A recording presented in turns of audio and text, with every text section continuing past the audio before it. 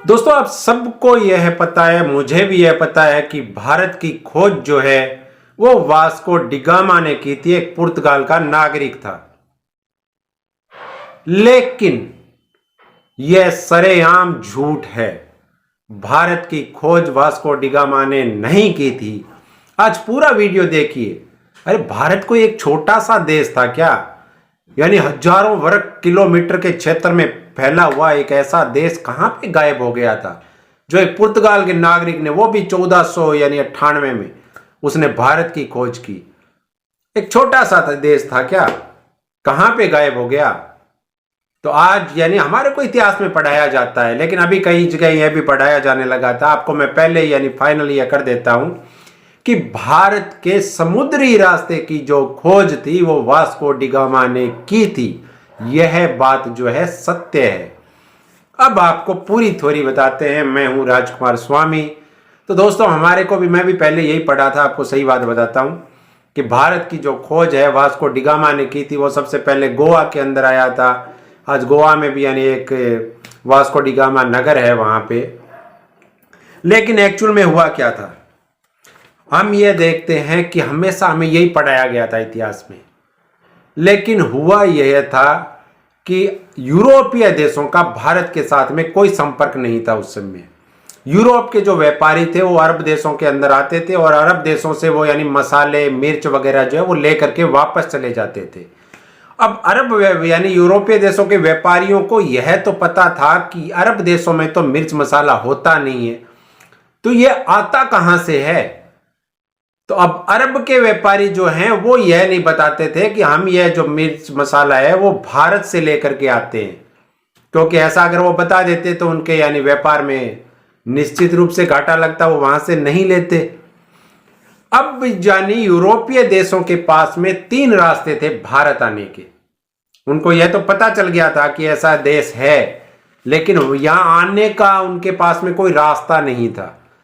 अगर वो अरब देशों से या ईरान से, पहले अरब देशों में आए, फिर वो ईरान आए, उसके बाद में वो भारत आते।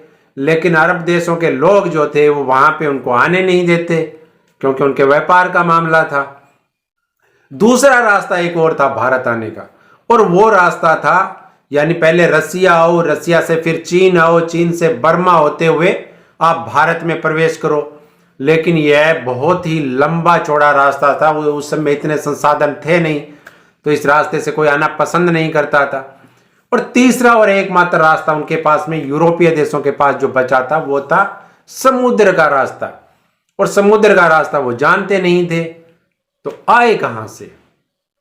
तब हुआ यह कि यानी इटली का एक नाविक था कोलंबस। तो कोलंबस ने जो है यानी अपनी यात्रा शुरू की थी इटली से, कि वो भारत के लिए, भारत के यानी समुद्री रास्ते की खोज के लिए, कि कैसे यानी भारत पहुंचा जाए।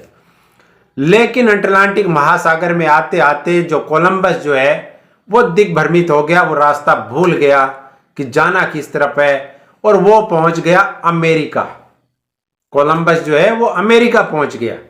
अब आपने इतिहास में यह भी पढ़ा होगा कि अमेरिका की खोज किसने की थी? कोलंबस ने की थी। अरे अमेरिका कहां पे कोई छोटा सा देश थोड़ी था यार, कहीं पे गुम थोड़ी हुआ था कि उसकी कोलंबस ने खोज की। अरे यूरोपीय देशों से यानी अमेरिका जाने के समुद्री रास्ते की खोज कोलंबस ने की थी, ना कि अमेरिका की खोज। अब जैसे ही वो अमेरिका पहुंचा तो उसे लगा कि यही भारत है, क्योंकि उसको पता नहीं था, ना उसने भारत कभी देखा था। इसलिए वहां के लोगों को, जो मूल निवासी अमेरिका को, उनको रेड इंडियंस आज भी अमेरिका के मूल निवासियों को रेड इंडियंस बोला जाता है। वो सिर्फ इसीलिए बोला जाता है कि कोलंबस जब वहां पहुंचा तो उसे लगा कि यह भारत है। लेकिन वहां के लोग जो थे वो यानी उनका जो कलर है आप भी जानते होंगे, थोड़ा रेड कलर का, रेड एंड व्हाइट कलर है, तो इसलिए उनको रेड इंडियंस बोला जाने लगा। अब कोलंबस तो अमेरिका में सेटल हो गया, वहीं पे रह गया। उसके ठीक 5 साल बाद में पुर्तगाल का एक नागरिक था वास्को डिगामा, वो चला साहब भारत को खोजने के लिए। भारत को खोजने के लिए नहीं, भारत यानी यूरोप से समुद्री रास्ता कौन सा भारत को जाता है, उसके लिए वह निकला था उस खोज में कि मैं भारत कैसे पहुंचूंगा।